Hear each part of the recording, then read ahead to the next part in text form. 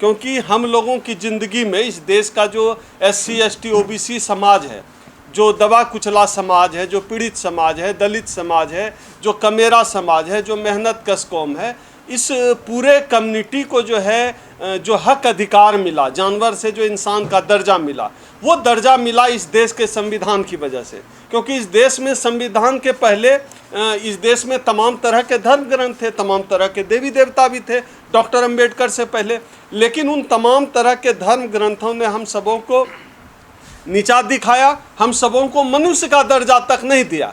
बाबा साहब डॉक्टर अंबेडकर आए, बाबा साहब डॉक्टर अंबेडकर का संविधान आया, तब हम सबों को मनुष्य का दर्जा मिला। इसलिए हम लोग यह मानते हैं, इस देश का SC ST OBC समाज मानता है कि संविधान हम सबों के लिए सबसे पवित्र ग्रंथ है। अगर संविधान न होता तो हम नहीं होते। इसलिए हम लोग संविधान को एक उत्सव की तरह जो है सेलिब्रेट करते हैं, और इसीलिए हम लोगों ने जो हमारा जो SC ST OBC माइनॉरिटी संयुक्त मोर्चा का जो यह 2 दिवसीय राष्ट्रीय अधिवेशन है, इसको हम लोग संविधान पर्व 2025 के रूप में मना रहे हैं। दूसरा मसला यह है कि संविधान पर्व मनाने की ज़रूरत क्यों है। एक तरफ तो हम लोग संविधान का उत्सव मना रहे हैं, दूसरी तरफ वही देखिए आज जो है किस तरह से देश का संविधान खतरे में है। देश का संविधान खतरे में है, यह हमारे लिए कोई राजनीतिक बात नहीं है, या हम कोई राजनीतिक बात नहीं कर रहे हैं कि देश का संविधान खतरे में है, संविधान के नाम पर हमें वोट दे दो। संविधान हम सबों के लिए, खास तौर पे जो इस देश का जो दलित पीड़ित समाज है, पिछड़ा समाज है, आदिवासी समाज है, हमारे लिए संविधान हमारे जीने मरने का चीज़ है। हमारे लिए संविधान एक किताब या कोई राजनीति का चीज़ नहीं है। तो संविधान को बचाने की जिम्मेदारी अगर किसी की है इस देश में, तो सबसे अधिक हम लोगों की है, जो SC ST OBC समाज का व्यक्ति है। संविधान खतरे में और हम संविधान पर्व मना रहे हैं। जब हम संविधान पर्व मना रहे हैं और संविधान भी खतरे में है, ऐसे में जाहिर सी बात है हम उस पर बात करेंगे कि आखिर किन वजहों से इस देश का संविधान खतरे में है। आप देखिए, जितने भी संस्थान हैं, तमाम संस्थानों को जो सत्ता में बैठे हुए लोग हैं, जो आज मनुवादी चरित्र के लोग जिनको हम कहते हैं सत्ता में बैठे हुए हैं, उन्होंने सत्ता के तमाम संसाधनों का दुरुपयोग शुरू कर दिया है। अभी सबसे जो ताज़ा उदाहरण चल रहा है वह है वोट की चोरी का मामला। आप बताइए, हमारे पास है क्या? बाबा साहब क्या दे कर गए हमें? हम कैसे राजा बनेंगे? हम कैसे राजा बनाएंगे? उसी वोट के माध्यम से, और उस वोट की चोरी हो रही है। तो संविधान पर आज की तारीख में सबसे बड़ा हमला यह है।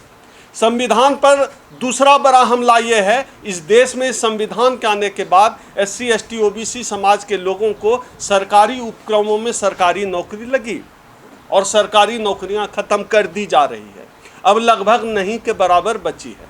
इसका मतलब है कि संविधान का वह हिस्सा भी ध्वस्त हो रहा है। और सबसे दिलचस्प बात यह है कि संविधान को कौन लोग ध्वस्त कर रहे हैं, संविधान को कौन लोग ख़त्म कर रहे हैं? संविधान को ख़त्म करने का काम वो लोग कर रहे हैं जिन्होंने इस देश की संविधान का शपथ लिया है, जो इस देश के संविधान पे माथा टेकने का नाटक कर रहे हैं। वो लोग इस देश के संविधान को ख़त्म कर रहे हैं। आज के समय में सकारात्मक बात यह है कि संविधान पर राजनीति भी शुरू है, राजनीति भी, और मुझे लगता है कि जिस बात पर राजनीति शुरू हो जाए उस बात का समझिए कि आधा समाधान हो गया। विपक्ष पूरे क्रिएटिव तौर पर संविधान को बचाने के लिए प्रयासरत है। पूरे हमने देखा पिछले लोकसभा चुनाव में भी जिस तरह से विपक्ष ने पूरा जो विपक्ष का इंडिया गठबंधन है, संविधान को लेकर मुद्दा बनाया गया, संविधान को मुद्दा, पूरा चुनाव लड़ा गया। और अभी बिहार का जो है चुनाव घोषित है। अब बिहार चुनाव में भी देखिए मसला जो है वोट की चोरी का है, कॉन्स्टिट्यूशन का मसला है, संविधान का मसला। संविधान की बात जो कोई कर रहा है, इसका मतलब है वो इस देश के SC ST OBC कम्युनिटी की बात कर रहा है, दबे लोगों की बात कर रहा है, गरीबों की बात कर रहा है, महिलाओं की बात कर रहा है। संविधान की बात करने का यह मतलब है। संविधान की बात करने का मतलब है कि बाबा साहब ने अपने बच्चों की कुर्बानी देकर जो हम सब के लिए हक अधिकार दिया, जो हम सबको जीने का गौरव दिया, जो हम सबको आत्मसम्मान दिया, उस आत्मसम्मान के रक्षा की बात हो रही है। इसलिए हम संविधान की बात कर रहे हैं। निजीकरण करके तमाम सरकारी संस्थानों को लगभग जो है ख़त्म कर दिया गया। हमारी नौकरी के अवसर गए, संविधान ने जो हमें अवसर दिया है वो अवसर गए। अब देख लीजिए, एक तो EVM का मसला चल ही रहा था। अब EVM का सबसे बड़ा उदाहरण अभी आया है कि पंचायती चुनाव, हरियाणा का जो पंचायती चुनाव हुआ, उस पंचायती चुनाव में EVM से जो चुनाव हार गया था, वह सुप्रीम कोर्ट में रिकाउंट होने पर वह चुनाव जीत गया। ईवीएम की इससे बड़ी बेईमानी क्या होगी? दुनिया का जो साबित हो गया सुप्रीम कोर्ट में, दुनिया का सबसे बड़ा टेक्नोक्रेट जो एक्स के मालिक हैं एलन मस्क हैं। एलन मस्क कहते हैं कि ईवीएम हैक हो सकता है, अमेरिका कहता है कि ईवीएम हैक हो सकता है, जापान समेत पूरी दुनिया कहती है ईवीएम हैक हो सकता है। एक हमारे वाले विश्व गुरु हैं जो गोबर के गैस से चाय बनाते हैं और जिनको बादल में रडार जो है पकड़ नहीं सकता है, वो कह रहे हैं कि ईवीएम हैक नहीं हो सकता है। जबकि चंद्रमा का रोवर भी खराब होता है तो इसरो का वैज्ञानिक कहता है कि हम उस रोवर को यहाँ से रिपेयर कर रहे हैं। चंद्रमा का रोवर यहाँ से रिपेयर हो जाएगा लेकिन ईवीएम हैक नहीं हो जाएगा। ईवीएम हैक से बढ़कर अब तो दूसरा मसला आ गया है वोट की चोरी का। ये सीधे सीधे मैं तो यह कहता हूँ, या अगर भारत के अलावा किसी और देश में इस तरह की घटना होती, जिस तरह की वोट चोरी की घटना भारत में हुई है, गृह युद्ध हो जाता उस देश में। हमारा वोट ही तो सब कुछ है, वोट ही तो हमारी ताकत है, वही खत्म हो गया और वह साबित भी हो गया। आप देखिए पहले विपक्ष के नेता राहुल गांधी ने किया, अब उसको वेरीफाई कर दिया सत्ता पक्ष के सांसद जो है अनुराग ठाकुर भी कह रहे हैं। जब सत्ता पक्ष भी कह रहा है, विपक्ष भी कह रहा है कि जो इलेक्शन कमीशन ऑफ इंडिया जो है चोरी कर रहा है, बेईमानी कर रहा है, अब और क्या बचा हम नागरिकों का? इस देश में क्या हिस्सा है, क्या है इस देश में? इसका साफ मतलब है इस देश में सांसद विधायक से लेके प्रधानमंत्री तक भी चोरी के वोट से बना है।